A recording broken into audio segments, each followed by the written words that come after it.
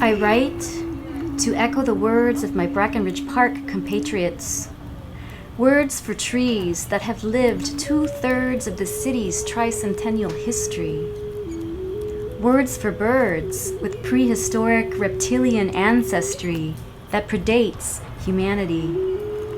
Words for waters that brought the first indigenous peoples to this place of springs and caverns.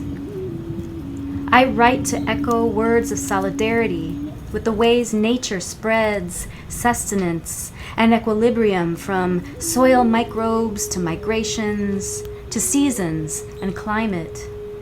The way nature moderates what man's indifference destroys.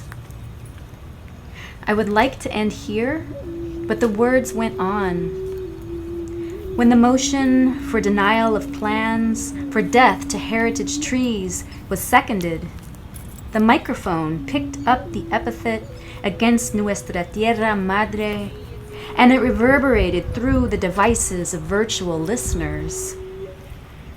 We heard the oath against us, against the breath and blood of this place on our planet, against the egrets who give birth to a community that will connect us with the lands and peoples far to our south, against this river that birthed people's gatherings here, against our park that was once divided against some of us, that segregated swimming in the pool they plan to recreate once they remove the canopy of oaks that cool the waters, once they remove nature from the urban, read, rich white part of the park.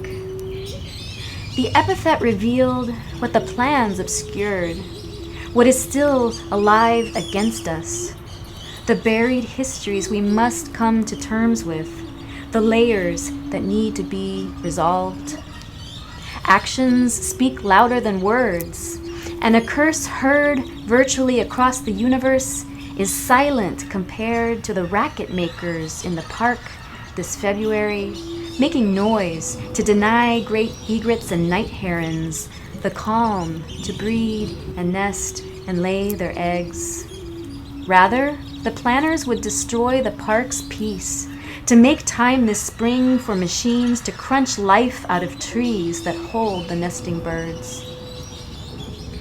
We ask to address the crimes of theft and segregation, of violence against eco-communities, including our own human ones.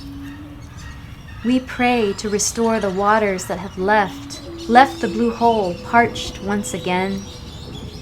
Chipko connects us across the oceans. Un abrazo para árboles. Embrace our trees, our mutual protection and sustenance. We are progeny of our parents, our planet's love. Forget words now. Let's act like it.